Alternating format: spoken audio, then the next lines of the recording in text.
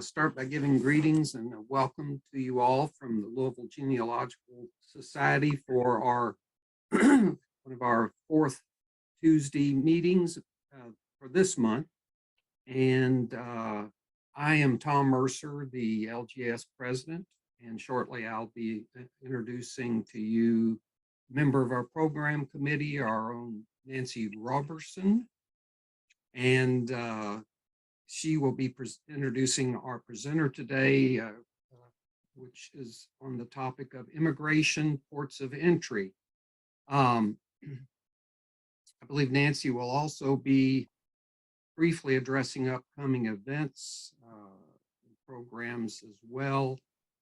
First, I have two things to remind you of, basically, unless this is your first time with us. The first thing I'll remind you of is that if you should forget some of the things that Nancy talks about at upcoming events, you should visit our website, the LGS website at kylgs.org. There you will find not only our upcoming events, but upcoming events by other societies and organizations, as well as all things pertinent to the Louisville Genealogical Society.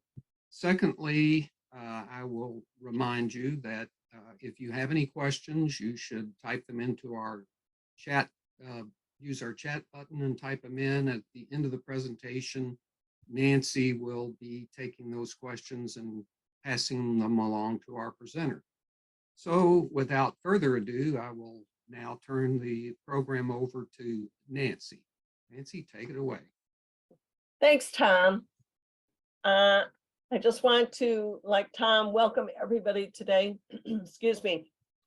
Welcome all our LGS members and the visitors that are visiting our Louisville fourth Tuesday workshop here, Immigration Ports of Entry by Christine Cohen.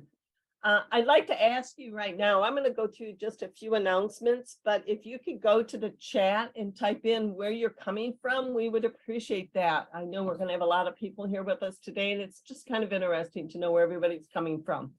So the chat is down at the very bottom of your screen. Take your cursor down there and you should bring up a little menu and click on chat. First of all, we would like to remind all our LGS members to renew their membership for 2023 if you have not done so. On Wednesday, March 1st, our grace period will end. That means for the months of January and February, we allowed everybody to be a member and encouraging them to renew their membership. But on Wednesday, March 1st, that will end and you will not get the newsletter via email. You won't get your quarterly. You won't get any announcements, and you won't be able to go behind the member wall. So go to the homepage at KYLGS and click on your profile today, and it will come up and let you know if you have renewed or not. If there's a little red renew sign, you need to renew. So we just want to, we don't want to lose anybody or have you lose out on all the offerings we give you as a member. So please renew your membership. If you're a visitor, we welcome you to go to our website and look at all the things we offer. We have a lot of activities coming up, and we also offer a lot of research tips behind our membership wall. All our quarterlies are archived behind it. All our videos on these workshops are archived behind the member wall for our members. So please visit our website and renew or join our society. The March newsletter went out yesterday, so it should be in everybody's email boxes. If not, you can go to our webpage and access the newsletter right on the homepage. It's available for members and visitors to see what activities are coming up here in the near future. There's also some genealogy tips in our newsletter, a lot of interesting information. So that's on the left side of our webpage under LGS newsletter. The quarterly, the first spring quarterly for 2023 will be coming out shortly. So be looking for that in your email. The recording of last month's workshop. I did the workshop on how to use the LGS website. That is now posted in the video archives behind our membership wall. So if you'd like to go visit that and find out all the many things you can do using our website, that video is now available. Which brings me to today. Today's workshop will also be recorded and will be posted on our website behind the member wall, probably in a week to 10 days. It will be posted. So if you'd like to watch Christine's presentation again, or maybe you're going to mention this to another LGS member, you can tell them they can go behind that member wall and access the video. So, or the recording of today's presentation. We have two programs coming up in the month of March. On Tuesday, March 14th, we have an in-person presentation over at the Church of Latter-day Saints at the corner of 1000 South Hurstbourne Parkway and Lynn Station Road at the church at 1 o'clock. And Dennis Schaffner will be presenting Alma Lesher textile designs. Now, Lesher's art, she's a Louisville artist, I guess, and it was donated and is housed in the University of Louisville's Height Art Library. And Dennis will be sharing a lot of information about Alma and her art. So very interesting program, again, in person on Tuesday, March 14th. Go to our website. All these are on our website. Click on the LGS events and you can read more about Alma. And then a month from today, Tuesday, March 28th, we will have a virtual using Zoom presentation by Derek Blout. And he will be presenting Scotch Irish. Who are they and how do we find them? And you need to register for that virtual program. So go to our website, click on the LGS events, and then scroll down to Tuesday, March 28th, and you can register there. And I believe we have almost all the programs and workshops posted up through June. So you can look at them and see what you're interested in and mark your calendars. Okay, today we were asking you to use the chat to ask questions. So as you're watching Christine's program, if you have a question, post it in the chat. I will be fielding those questions and we'll give them to Christine at the end of her program. We also want to remind you to keep yourself muted and to turn your video off during the presentation. If you want to turn that back on during the Q&A, that's fine, but please leave them off during the presentation. The handout is posted over in the chat, but it's also, if you think it's easier, you can go to our website. It's posted there right under the name of the program today and under Christine's name, and you can pull up that handout. And then if you want to access it later, it's archived and you can use the little filter box at the top there on the LGS events page and pull up the handout. So let me introduce Christine Cohen, who's going to be presenting Immigration Ports of Entry. We're thrilled to have Christine with us today. Christine is a 21-year member of the Whittier Area Genealogical Society and currently their program director. She is a member of the El Redondo chapter of the DAR, Daughters of the American Revolution, and she belongs to the Society of Daughters of Holland Dames and the Association of Professional Genealogists.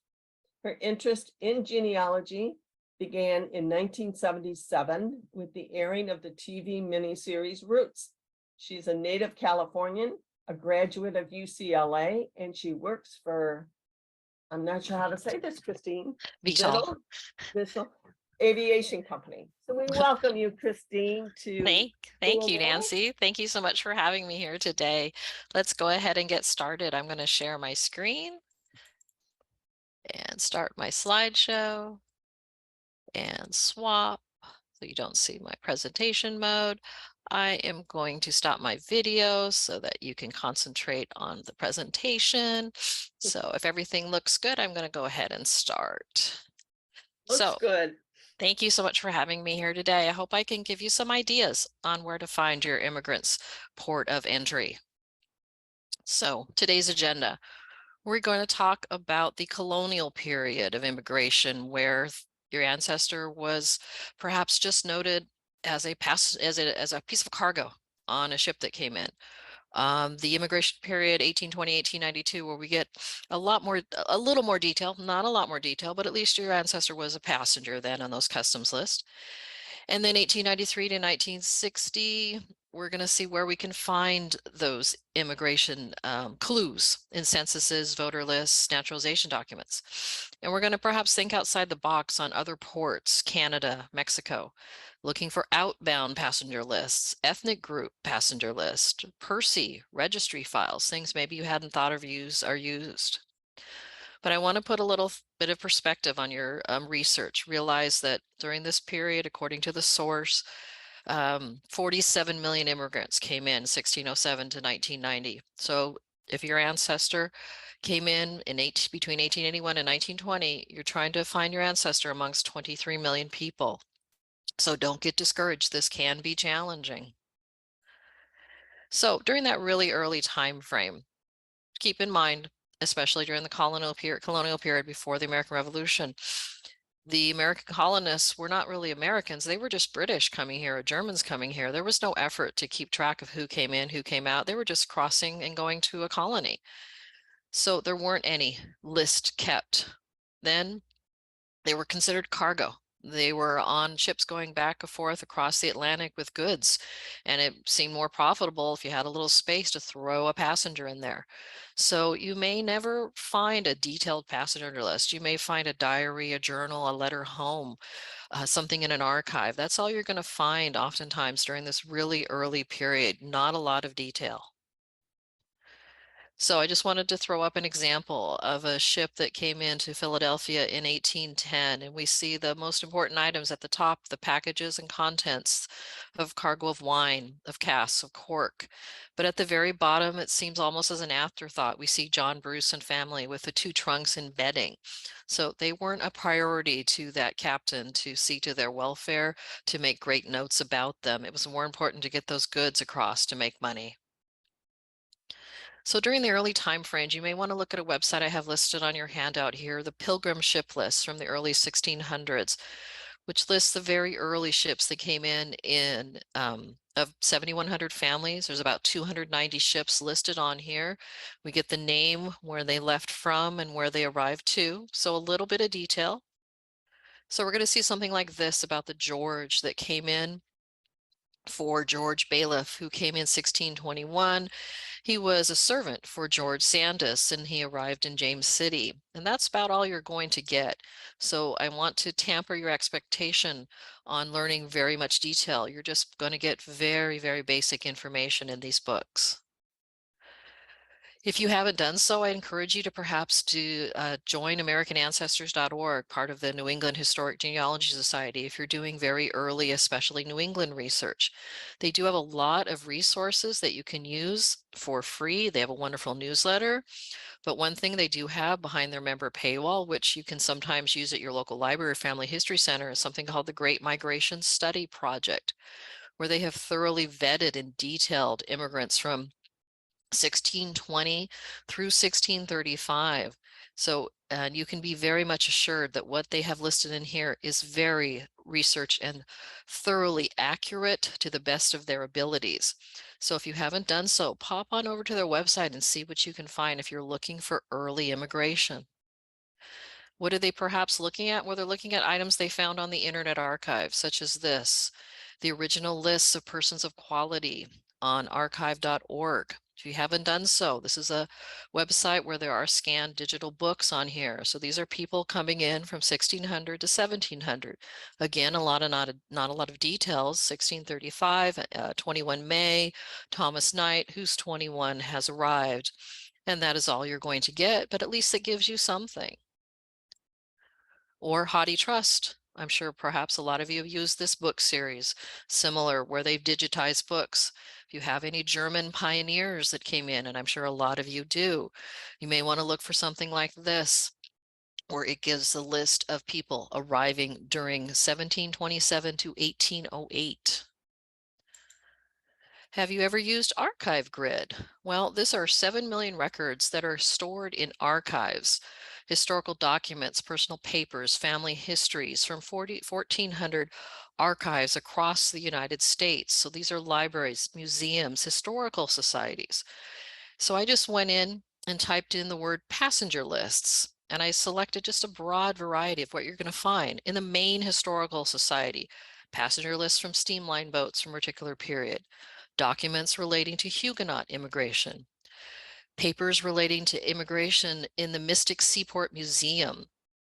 So Archive Grid can be a really interesting place where you may find very unique documents. Many of you, I'm sure, subscribe to or use Ancestry at your Family History Center, Library Edition, or something like that. And hidden among their card catalog are a few databases regarding immigration. And they're not really titled real well. I think they're a little sneaky there. New World Immigrants, Volume 1 and 2, and Passengers to America. So if you go under card catalog, try typing those in. So you're going to get a list like this by Michael Tepper, list of passengers aboard the brig Neptune, arriving in Newcastle and Philadelphia. So we get the name, the occupation, and their age. So think about perusing this database in Ancestry. I think it's a little hidden sometimes. Another database I think that people probably really haven't delved into much. Do you have any British immigrants who came perhaps during or after the American Revolution, and they were here during the War of 1812? And the US decided, well, we need to keep track of these aliens that are residing here during this war with the British. And we need to take a census basically and find out who they are and things like that. So this database on Ancestry will tell you that George Adams of New Jersey is age 30. He's been in the US since 1804. He lives in Newark. He's a laborer. He has family in Europe. So this is a really unique little set of databases that I think is kind of hidden in Ancestry that I think you should peruse if you have ancestors who were perhaps British and here during the War of 1812. And each state seemed to ask a little bit different information, but look at all that wonderful detail. So by 1819, the government decided, well, we better keep track and regulate passengers arriving here because things were getting a little sketchy on a lot of the ships. There were passengers that were really suffering and there was a lot of death, and they wanted to keep better track. So they told the captains of these ships that they must collect a list, a customs list of all the passengers that were on their ship. So we have something called the Steerage Act. So what that meant was basically from this time frame, 1820 to 1892, you're going to get at least the name, the age, the year they arrived, the place they arrived, and perhaps the ages of the people that were accompanying them and their relationship to these people. So not a lot of detail, but a little bit. So when you think about doing research during this time frame, then you want to research your person's entire life and their whole immigration group, their fathers, their mothers, maybe their cousins, their aunts, their nieces, their nephews. You don't know who came and provided a little more information. When you're doing searches, you may want to actually search for those common names because they were probably transcribed correctly versus a name that's a little more challenging. You want to follow every lead in an index and make sure you go look at the original. You want to look at possible relatives or friends who come from the same town or region who had the same occupation on those passenger lists.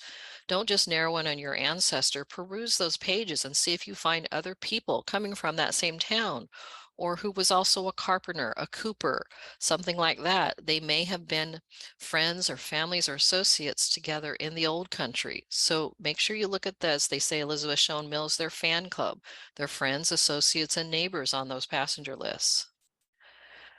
So where did they leave from? Get out a map.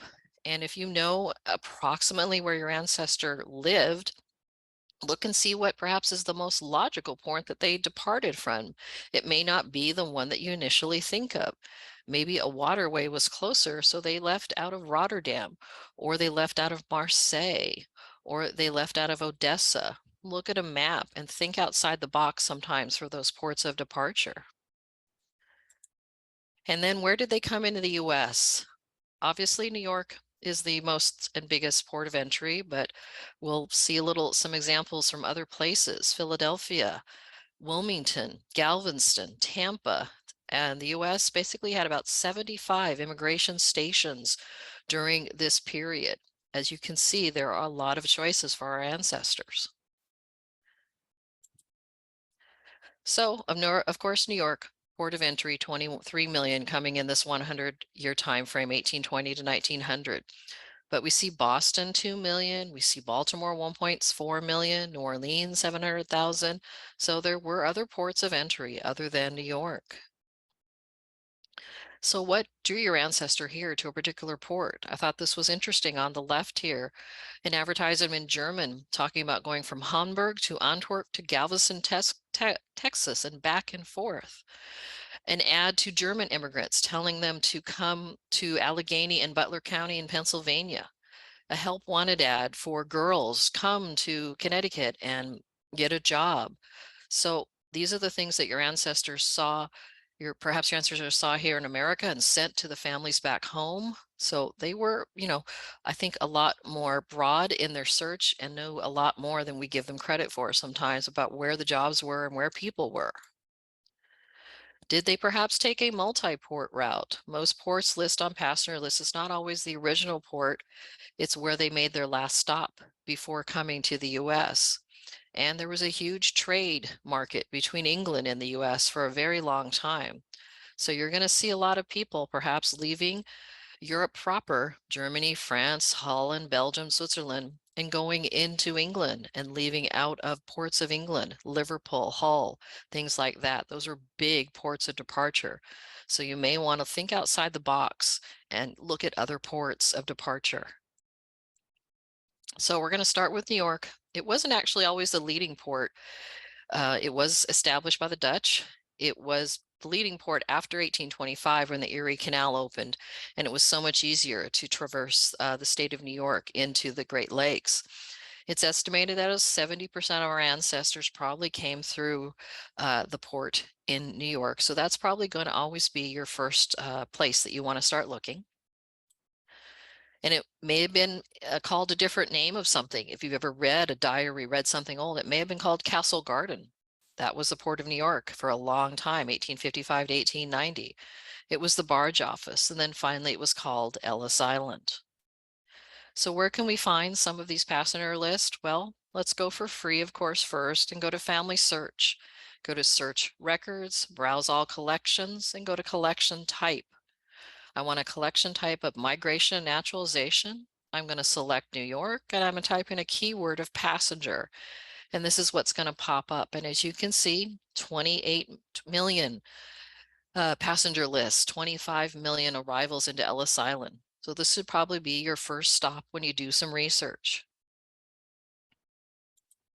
But let's keep in mind, this is what an 1821 Port of New York entry is going to look like. We see Elizabeth Pringle, who's 40 years old. She's a female. She was Canadian, and she's coming to the US. And that's basically all we're going to learn about someone coming in during that time frame. And as I said, it didn't really change too much. Almost 40 years later, we see Sophie here. She's 26. She's a female. She's leaving Switzerland, and she's going to Missouri. So that's all we know about her. But we want to, of course, keep looking and keep digging. I thought this was a very interesting Port of New York entry for 1887. If you were absolutely so lucky to have an Italian immigrant who came on this particular ship in 1887, this clerk went above and beyond and didn't just list Italy as the country. He appears to have listed the little tiny town in Italy. And maybe you too can be lucky to get this kind of question answered. How about Baltimore, Maryland? It was founded in 1729 and it was the deep water port. And actually, if you take a look at a map, if you go to Baltimore, it's more of a straight line to get to the Midwest than it is to be up into New York. Inspectors would board at the mouth of the Chesapeake, and then they would sail on north into Baltimore. So just to give you an example, we have a ship here that's leaving from Bremen, Germany, going into Baltimore, and we have Erlich Koning, who is a Hungarian. His race is Romanian. His last residence was Oberhausen, Germany, and he is coming into Baltimore, but his last place that he's going to end up and settle is Indianapolis, Indiana. How about Boston, Massachusetts? It was a leading port of entry, especially during that colonial period up until about 1750. So we have here Antonio Loschivioni immigrating in 1905 from Italy. He's going into Boston. But if we look to the question number 11 of where your final destination is, well, he's going again to the Midwest and he's going to Ohio. Philadelphia was founded in 1682 and it rivaled Boston for a short period of time as a port of entry.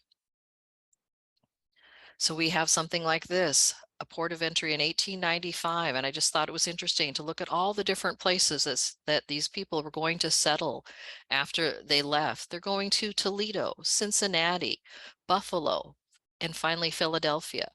So don't discard your ancestors being mobile. Key West, Florida is the southern tip of the Florida Keys, and it was an important port of entry for many immigrants. You may not have thought of that as a port of entry. I thought this was a very interesting manifest. We have Emma Johnson, who at age 56 came to America.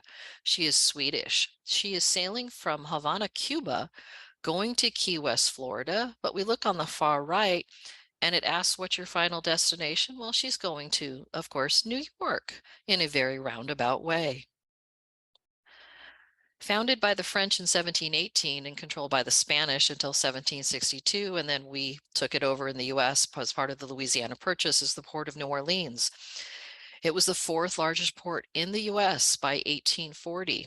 And the reason that I selected this map is I wanted to emphasize New Orleans as a port of entry, as a wonderful place to go up the river. So if your ancestors ended up going to the Midwest, it would probably be a little easier sometimes to go up the Mississippi and then go out the Missouri or up the Ohio or the Arkansas River instead of traversing across the land.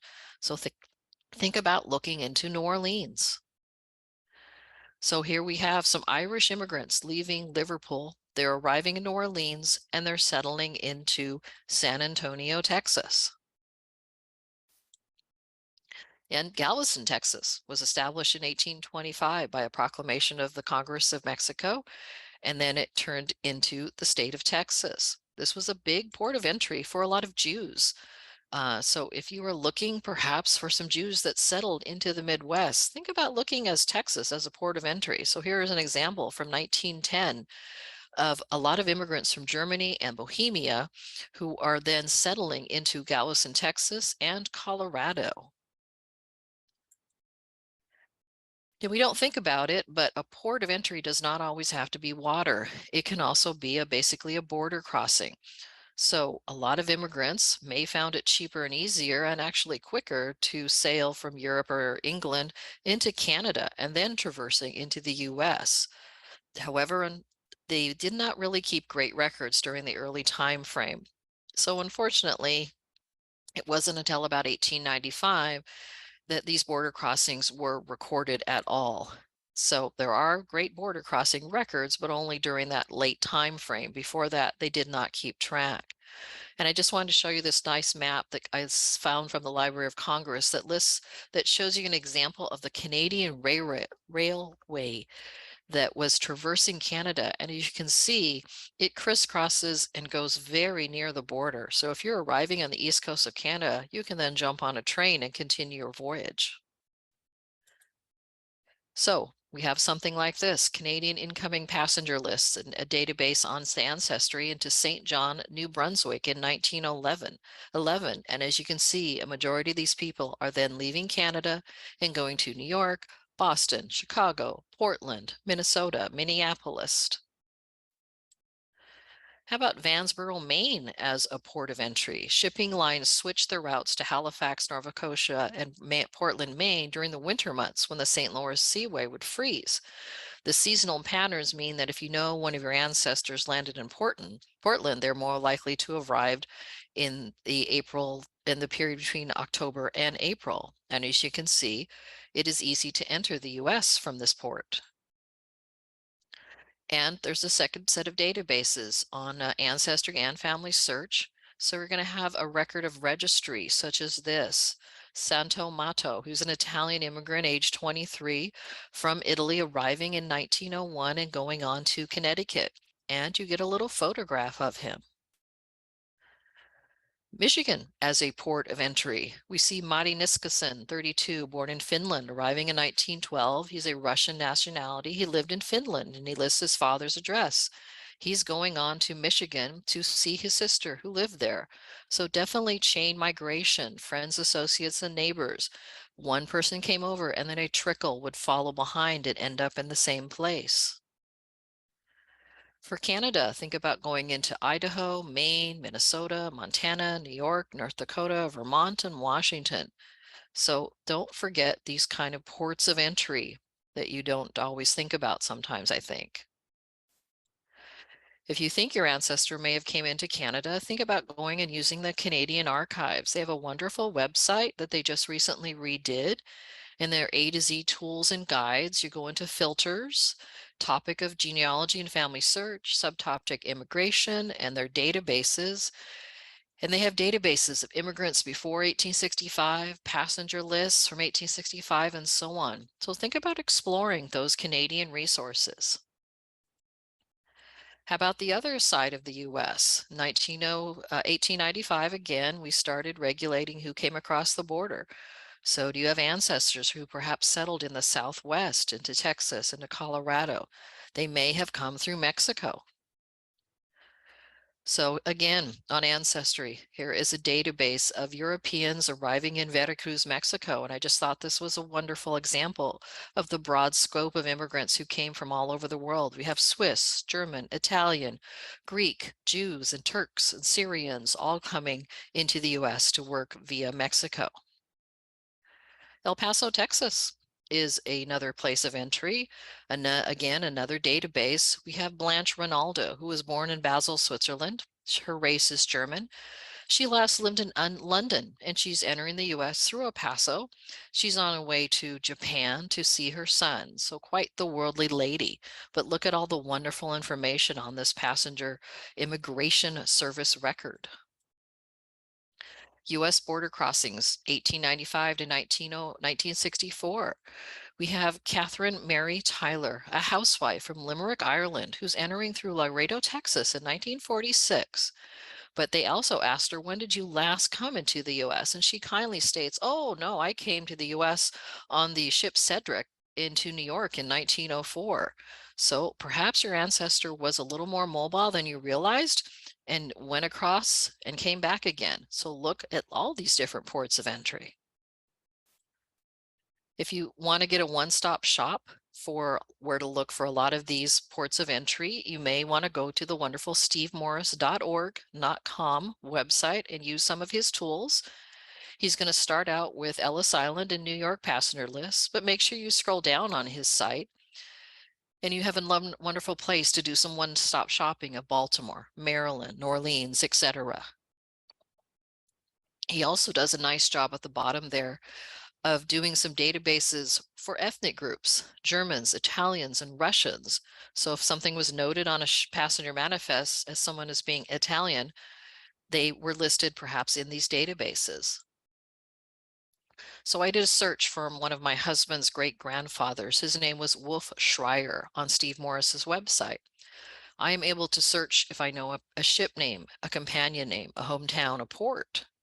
And then I can sort those results by age, year of arrival, gender. So his site is very, very easy to manipulate and wonderful to work with lots of filters. So when I did a search, I was able to find Wolf Schreier with his sister Schlendel. They're coming to America and he's 10 years old. And of course, I want to view that manifest. So I look at it there. Of course, very challenging to read, as we all know. But we want to make sure when we look at these manifests that we go and scroll and go previous or next so we see the whole manifest page, because most of the time they are 2 pages. So make sure you scroll across to page 2. So I was able to note that he was going to be met by his mother, Sarah, and where she lived in New York at the time. But I want to continue to use Steve's site. I can do a search for that particular town where Wolf says he was from. I can put in the town name of Roatan, and then I can find all the people who came from that particular town who may be related to him. So think about doing searches like that. And I was able to find another one of his uncles who came from that particular town. And the reason I want to do town is because Europe's borders change. So sometimes his town is Austria, sometimes it's Poland, sometimes it's Galicia. So I think this is a wonderful website to play around with by doing searches and different parameters. You also may think about doing a search for quote unquote race. In the passenger manifest, you'll see that they were supposed to list people by race. So if you're having trouble finding them by name, but you know that they're Lithuanian, think about doing just a search by their particular race. And these were the terms that were used on this 1925 list. So where are we going to find clues for immigration? Well, of course, the federal censuses are going to have lots of different clues, and they ask different questions over time. In 1820, we see on the far right column, it asks Pedro Askew, who has a family of 10, but only one is not naturalized. So maybe we're going to be able to narrow things down as to when someone immigrated by what they ask about being a foreigner and not have naturalized yet. 1830, Timothy Dempsey listed as an alien in 1830. So that can help us figure out maybe when someone came, had they started their naturalization paperwork? Have they lived here long enough, and help narrow down a date? 1870 census on the far right, question 19, male of citizens of US 21 years and older. So if your ancestor ticked that box, that meant they had been here long enough and they had filed their naturalization paperwork. As you can see, all the different censuses asked different questions. 1900 to 1950, did you come here? When did you come here? Are you naturalized? Things like that. So make sure you scour each census and take note. How about state censuses? These were often taken on the odd years, so they can help fill in on the fives. And on your handout, I have a link to a great website that talks about the different state censuses. And of course, every state varies on the years they took them and how they're available, but I want you to peruse them. Because in 1915 in New Jersey, the state census asked someone, are you a citizen? Are you naturalized? How long have you been here? 1925 in Iowa, they did the same thing. 1925, and especially if you have people in New York, they have a whole slew of state censuses from 1855 to 1925. They specifically asked, are you a citizen and where did you naturalize? 1835 in South Dakota, they have a wonderful state census that gives lots of detail. So from this little card, I learned about George, who was born in 1889 in Oslo, Norway. He immigrated to the US in 1909. He came to South Dakota in 1911. He married in 1917, and we learn about his wife and her maiden name. How about voter registrations? You may not thought of these as a place to find information about naturalization and then dig into those records and find about immigration. So on your handout, again, I've listed a good set of voter registration lists. So we have 1897 in Boston, we have John McCarty, who lists his place of birth in Ireland and where he got his paperwork done in San Francisco and when. Martin Schmidt from Germany, also giving details about his paperwork when he lived in Boston on his voter registration forms. 1919 in Washington, 1896 in Maryland. A lot of these voter registration asked a lot of detailed information. My husband's other side of the family, I was able to find his immigration in 1898 and then follow him through the state censuses and voter registration lists as he lists himself as being an alien and then finally being a citizen and then being on the New York voter registers in 1924. Out here in California, we have something called the Great Register. These are ancestors who you may not have thought about it, but maybe they came out here in the gold rush, right? And the Great Register is available from 1866 to 1898, and it's going to list the name, the place and nativity, their occupation, and where they were naturalized.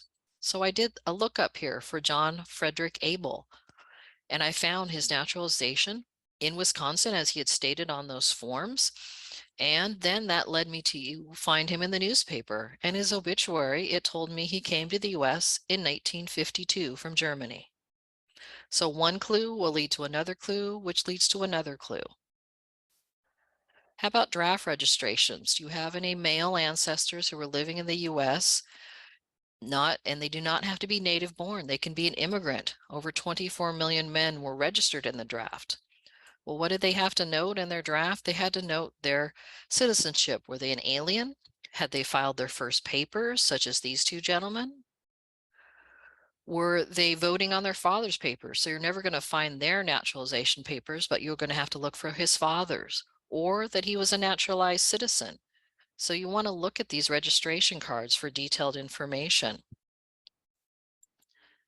So the reason I'm telling you to find these information is because sometimes, if you're lucky, on the declaration of intent to become a citizen, such as this gentleman in Rhode Island, it's going to ask you, where did you immigrate from? Well, I immigrated and landed in Boston in 1884, according to Mr. Cohen here.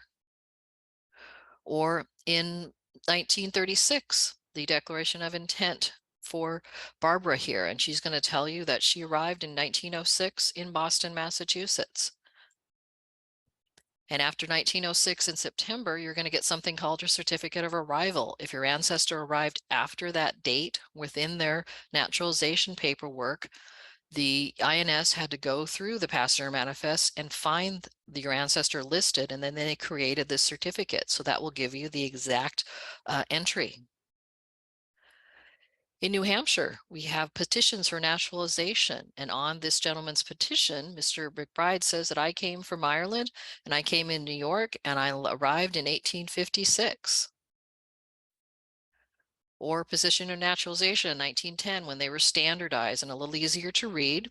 But we see this one where he says, I arrived in New York in 1903 on this particular ship. So you want to find these naturalization petitions and declarations of intent so that can then circle back around and help you find the port of entry. Did you realize in 1917, Congress updated the passenger manifest sheets and said that U.S. citizens had to be listed separately? Well, this doesn't just mean native-born citizens, this also means naturalized citizens. So here we have William Bard, who has arrived, and it says, if native the U.S., give your place of birth. Well, he's not a native, he's naturalized. So he had to say, well, I was naturalized in 1921 in Worcester, Massachusetts.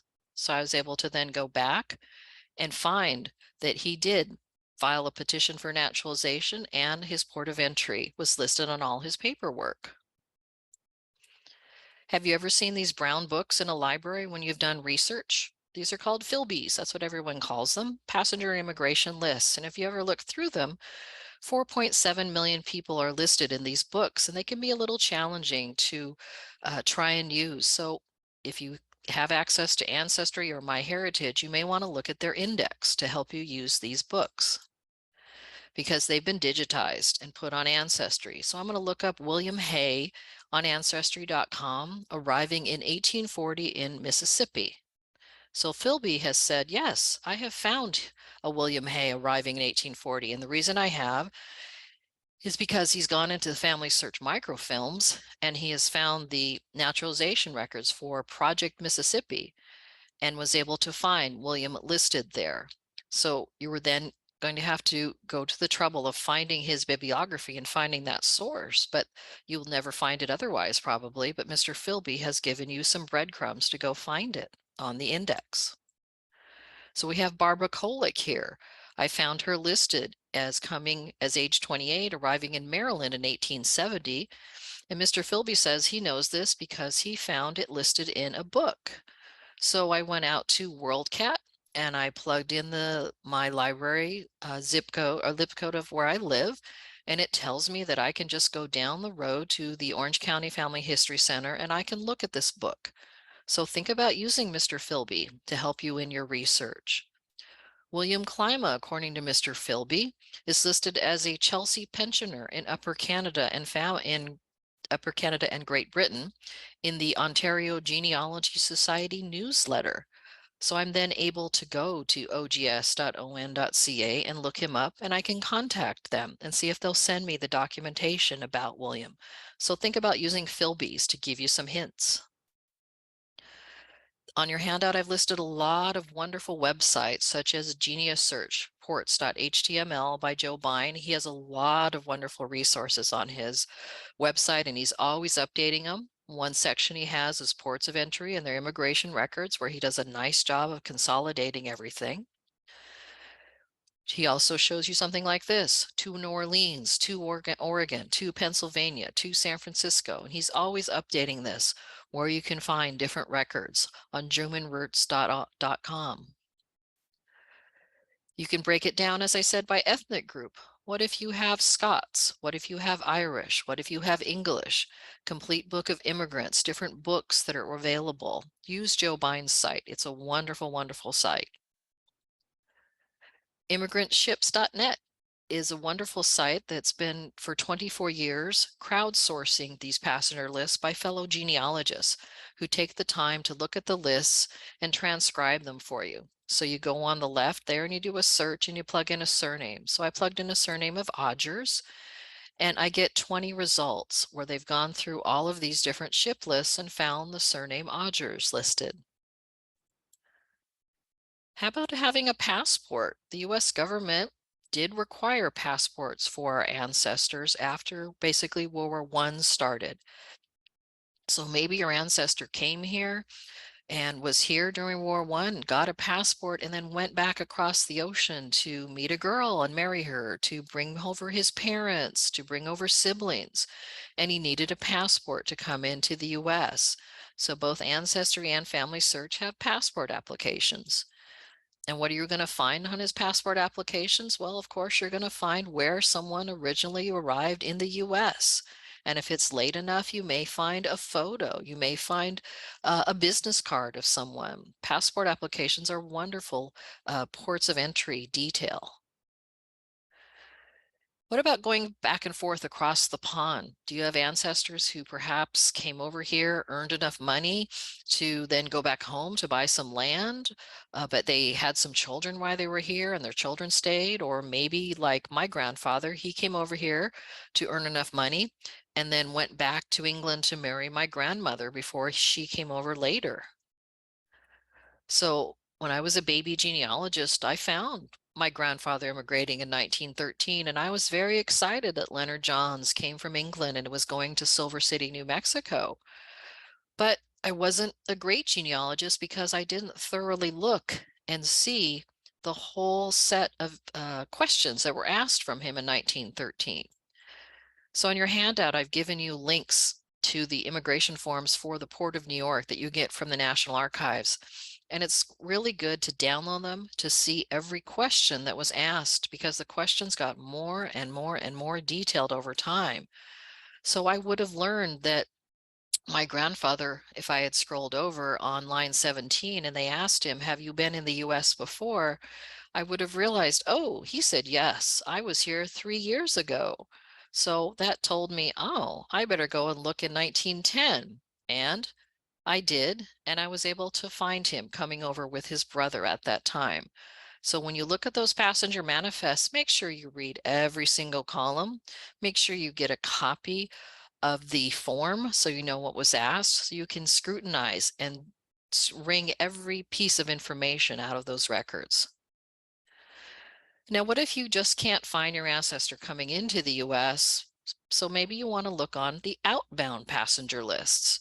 So between 1890 and 1960, the UK and Ireland have a wonderful set of outbound passenger lists. So these are names and descriptions of British passengers, but not always British. They do have a section for foreigners. So I was able to find my grandfather, Leonard Johns, coming into the US. And so then I could then find the exact ship and the exact date, and then I could go look on the other immigration forms to find him. So think about looking at the outbound passenger lists. Do you have another England arrival, alien arrivals, 1810, 1911, 1826 to 1829? So do you have someone such as Mr. Frederick Weiss here, who was living in Rotterdam and then decided to go live in England for a while? So you may want to think about looking in this database. This is, I think, perhaps a very hidden, underutilized database. If you have an ancestor that was in Europe and then maybe lived in England and then maybe came to the US. Another wonderful outbound passenger list are the Bremen passenger lists. On your handout, I have Demus listed here. These are Bremen passengers. So I typed in the surname of Horowitz, and here's an example of all of the different ships that came from Bremen and came into Baltimore, came into New York, etc. So we're going to get this as our results for the Horowitz family. We learn about Adolf and Sophie, and they're coming to the US. So many German immigrants came through the port of Bremen. This is a great website, I think, to do some searching. A database that's on Family Search, United States Germans to America, a big database with lots of good German information. I know that's a huge ethnic immigrant group for so many people. So I'm going to go into Family Search and I'm going to look up a gentleman named Herman Merkel, who I believe came into the US during this time frame. And it tells me that it finds my Herman, who's born in 1856 in Germany. He's 17 years old. It doesn't know his occupation, but when I click on View Record, I don't see anything. So I then need to go to the Steve Morris site and I say, well, I know that Herman Merkel arrived on this ship in 1873. Can you give me more information? Well, Steve's site says, yes, you need to go this other database on Family Search and learn more about Herman. And because there's a little camera icon, that means I can see the list of passengers. So when I click on that camera, I find Herman and his full family coming into the US. So I had to use a few databases to be able to find information about him. Now, another port that you may want to look at for a departure or outbound passenger list is Hamburg. There are a lot of Hamburg indexes. However, they cover very narrow time frames, so they can be quite challenging to use. The Kluber index has direct and indirect, meaning did they stop at a different port along the way? Those microfilms are also pretty easy to use, but you definitely need some help. The 15-year direct index, the 1872 direct and indirect. So there's lots of different indexes. And so today we can't go into huge detail, but on your handout, I have a link into the Family Search Wiki that does a wonderful job of providing you a lot of detail if you're looking for ancestors going through Hamburg and how to use all of these indexes. So we're going to see something like this, the passenger index handwritten records. And you're going to need to go to the right and you're going to look at the direct or indirect, and you're going to need a particular surname. So I'm looking for someone named Hartz that arrived in 1858. So I'm going to scroll through the surname list until I find Herver Hartz, and it tells me that he is listed on page 203. Then I jump back out and I go to a different database. I'm going to go to the actual passenger lists that are written in German. And I'm going to say, I know Hermer Hartz came and he was born in about 1830. And there I find him listed coming on the John Brennan ship. And because there's a little icon of image, I'm able to see that image. But as I said, these databases are in German. So get out that dictionary or Google Translate, or perhaps click on the view record, and you're going to see that it's going to tell you about Herver and his occupation, where he came from. And basically they say that Bremen and Hamburg are the biggest port of departure for German passengers or passengers from other ports of Europe. But those two should be databases you should be looking for. How about the Kluber index? This is in Family Search also, and it is German. It's called Werner Kluber's Index of Passengers that arrived during this 21-year window. So if I go into the catalog of Family Search and I put in the keyword title of Kluber, I'm going to get an index like this. And because there's that little key above the camera icon, it means I can only look at them at a Family History Center or an affiliate. But just to give you an example of what you're going to find, here is Christian Kietlen, a landsman or a farmer, his wife Anna and his children Maria and Martin. They came directly from Hamburg in 1871. So if you think you have Germans that arrived during this time frame, the Kluber Index available at the Family History Center may be useful to you. Do you have Palatinate ancestors who came from the Rhineland states between 1815 and 1914? You may want to go to this database that I have listed on your handout. The immigrant database, I did a search for a gentleman named Peter Geiger, and I was able to do a lookup for him. And he's a baker. He's the son of Michael. He's from Albsweiler, and he left in 1853, coming to North America. Now, think outside the box when you're doing your searches. and perhaps do a relative search. So on MyHeritage, you can do something like this. Go into their database of immigrant and travel. Don't put in the name of your ancestor who came, but put in the name of their sibling. So if I'm looking for someone who's arriving who says, I am meeting my sibling and their last name is Trigani. So I plugged that in and I was able to find William Stewart. And in the column that says relative joining in the US, he wrote, I'm joining my sister, Mrs. Tregoning. So you can do a roundabout search and search the friends, associates, and neighbors. This is also available on MyHeritage to look at the passenger manifest in full, where you can see both sides of it. And they have transcribed the columns that asked, who are you meeting in the US and who did you leave in the old country? On Family Search, very similar. When you go into the passenger manifest search in Ellis Island, I can go into search with a relationship and click other person and click on Tregoning. And again, I find Mr. Stewart listed there. So this is a good way to do some searching. If you have perhaps a woman going to meet her brother and you want to look up his name instead of her name. How about going into Percy? Has everybody realized and used the periodical source index at the Allen County Public Library? It's moved back there. And it's a wonderful resource where they have taken all of those family history, historical newsletters and periodicals and indexed them by the research technique, by the article title, and by location. So you may not find your particular ancestor in Percy, but you may find why they settled in a particular place. So under research techniques, I plugged in passenger list to the US, and it told me about immigrants to Canada, Cornish mining programs, Danish immigrants, Port of Galveston records, lots of different resources, and these are newsletters. So you may have to then reach out to that society or location or organization to get details, but it may tell you, why did my Danish ancestor decide to live in Wisconsin? So Percy could be really helpful that way sometimes. You can also do a search by a particular port. So port of entry is Louisiana. Under passenger lists, arrivals in Mississippi, Canary Islanders to Louisiana, Germans to Missouri through Louisiana, immigrants through New Orleans. So lots of fun ways to play around with all these different keywords and do different searches in the periodical source index. You can also do a search for just the keyword of immigration and France. Maybe you have Anabaptists who came into Illinois and you want to know, why did they come into Illinois? Well, it tells you that the Illinois Mennonite and Historical Genealogy Society has a quarterly newsletter that you may never have heard of.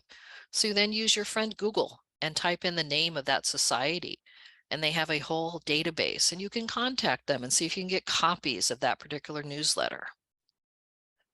Now, lastly, you want to think about maybe looking up what they call registry files. These were created by an act in 1929. Now, what are they? They are something the USCIS, the U.S. Immigration Service, created for people who entered the U.S. prior to 1924, but when they searched the immigrant passenger list for them to get their naturalization, they couldn't find them on those passenger lists. So the US at that time, the INS said, well, you need to provide us with a preponderance of evidence that you actually arrived when you said you did arrive. This particularly applies to immigrants during the 1906 to 1924 period. So there's about 250,000 of them, and within the documentation is evidence and correspondence of the person who came and saying, yes, I did come at this time. Look, I have these documents about when I arrived. I have affidavits from my employers, from my friends, from my neighbors.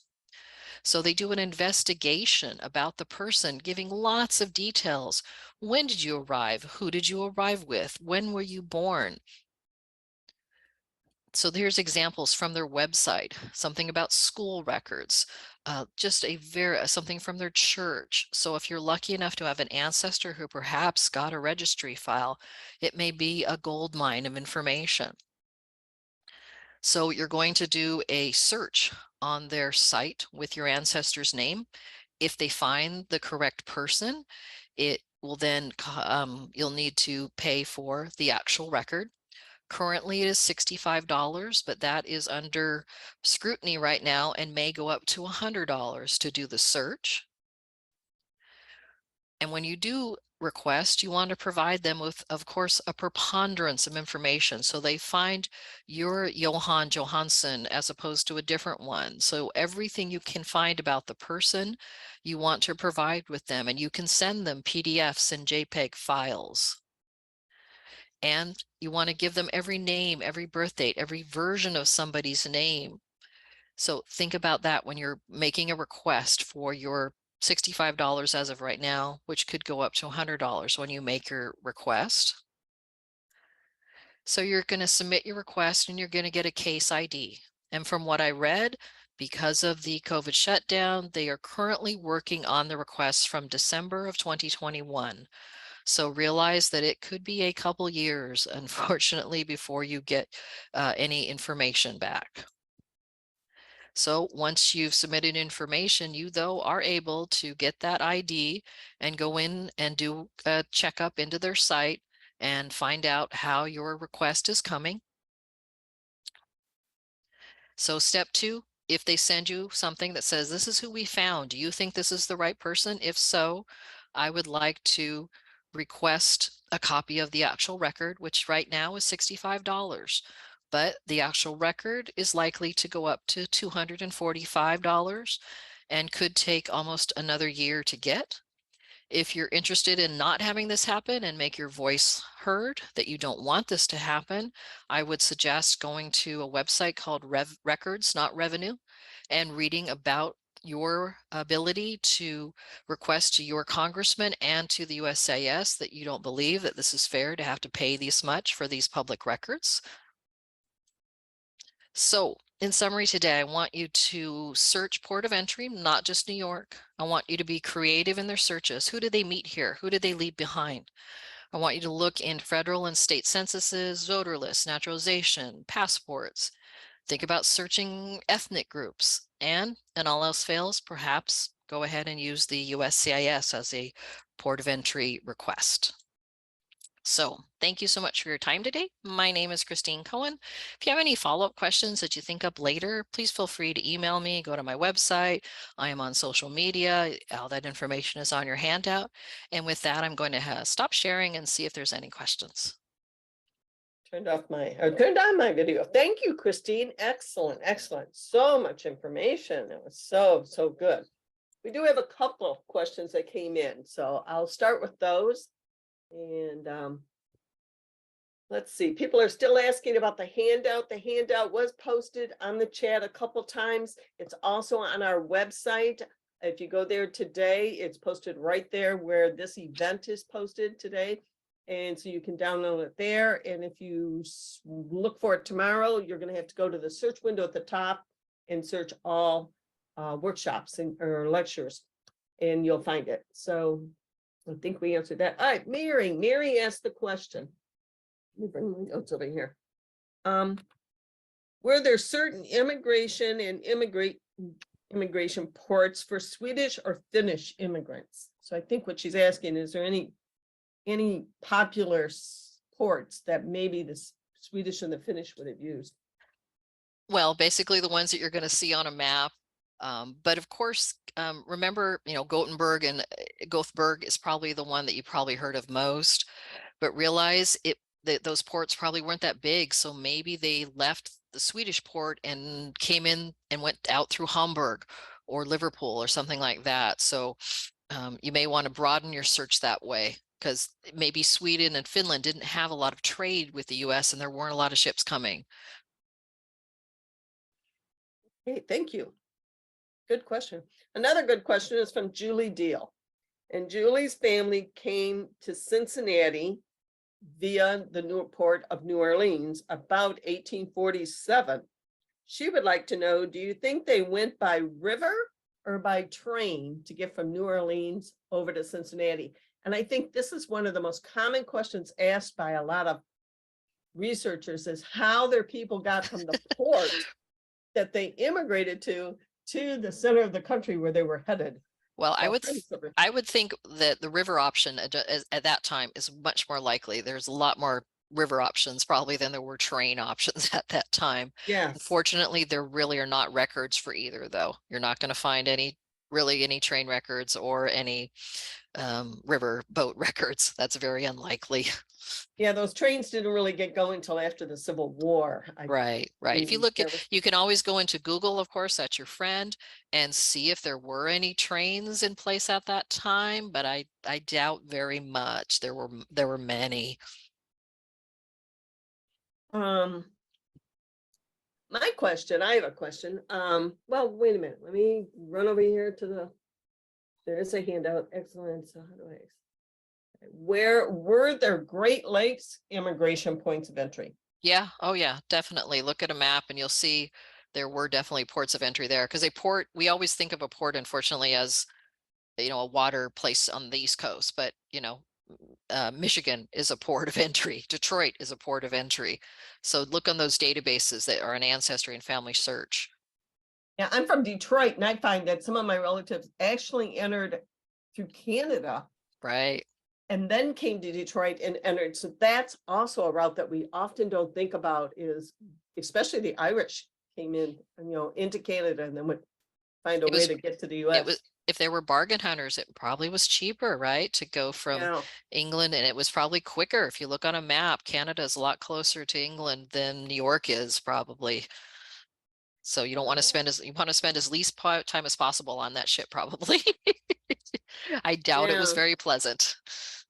And then we have a member, Amelia. She stated, my husband's Swedish grandmother left from Gothenburg to Liverpool. So that talks to your multiple ports here.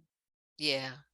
I think people don't think about that. They think, oh, of course, they just got on a plane and, went to the one-stop shop, non-stops, but they didn't, of course. This is probably more of a question of naturalization than immigration. But do you know if they came as an immigrant to the United States pre-Civil War and fought in the Civil War, were they granted citizenship due to their involvement in the war, or would they have had to apply? I'm trying to remember. I know World War I got you bumped up into the citizenship, but I don't remember if Civil War. I think you did, if I remember correctly. Really? I think that got you to the front of the line.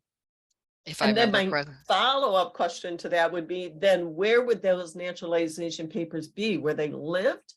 I mean, if you went to look at locally for them? Oh, no. They could, back then, they could have applied anywhere. Not until 1906 did it get federalized. So they could go to the local courthouse down the road, or they could have across the river into another state and applied. There was no central naturalization place before 1906. So unfortunately, any courthouse. So if they applied in, let's say, rural Kentucky, a good place to start would be to that local courthouse to look for naturalization. Sure. Yeah, you could try. Okay, let's see if I have any other questions here. David says, Christine, you have a great voice. Do you do anything professionally with that voice? No, I do not. Thank you, though. That's very kind. That was one of the first things I noticed, too. You have a very good presentation. And I wanted to address Doreen's comment about the Great Migration was not the slaves coming north. No, this is a different Great Migration. Thank you for pointing out. I should state that the New England Historic Genealogy Society considers the Great Migration in the early 1600s as those coming from England into the U.S., not the African Americans coming from the south to the north. Betty Darnell, who's one of our members, said, don't forget to check the local histories in 1880 local histories. Sometimes ancestors list when they came and where they came from. How would you find 1880 Louisville, Kentucky history? Well, that's a question I don't know, Christine, you'd be able to answer. That's just going to be your friend Google. That is going to be in you're going to be, especially 1876 was a time, and a little bit after that was a time of a lot of publishing of local histories, because it was the 100-year anniversary of the founding of the US. So you're going to find a lot of local history start to being published during that time frame. So if you just use, I don't know what county Louisville is in. Jefferson County. Okay, so Jefferson County histories. Family Search Wiki is, of course, your friend. You want to go into Family Search Wiki, type in Louisville, type in Jefferson County, and they're going to give you links to your family histories and county histories. And always take those though with a grain of salt, because Yes. those were not vetted. You could say anything in those, and no one was checking up on you. Yeah, so well. Question. Okay, when the Germans kind of came over in those 17th and 18th century, we have their oath of allegiance that they made, which are all on Internet Archive, which is great. So my question is, at what point do immigrants start filing petitions of declaration? When did that start, where they actually had to fill out a form to apply for naturalization? It was back then in the early 1800s, but Really? realize it's not going to be much detail. It's Okay. very little information. And also, sometimes it wasn't that important to be a citizen, especially for women, of course. You're not going to obtain anything special for being a citizen back then. You weren't going to be able to vote. Oftentimes you couldn't own land, you couldn't own property.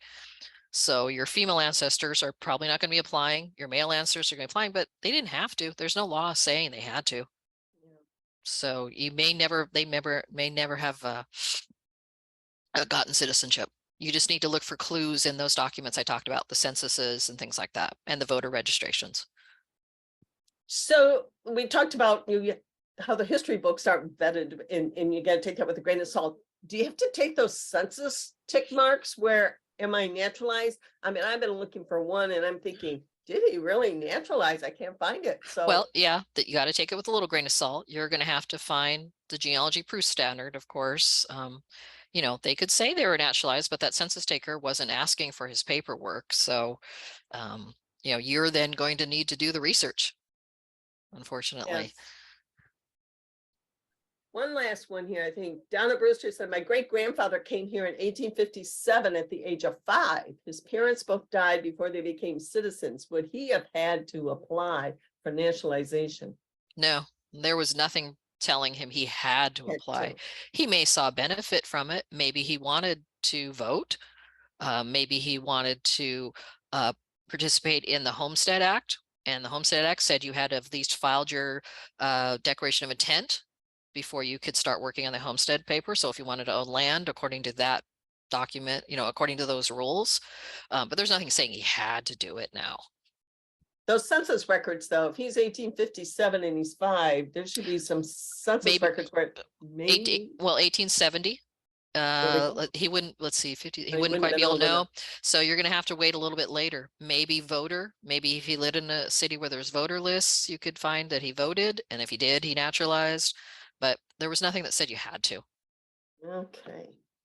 Well, I'm just getting comments like, thank you for making this excellent presentation available. Great presentation. Thank you for great info. Just several. So Christine, we just want to thank you again so much for being here today, waking up a little bit earlier over there on the West Coast to join us. And we look forward to maybe you speaking again with us. So thank you so much, Nancy. Thank you, everybody. Have a good day. Good luck in researching. And of course, my information is on the handout if you have any further follow-up questions. Have a good day and good luck in your research. Thank you. And thank you, everybody, for joining us today. Check our website about upcoming programs and workshops. Thank you.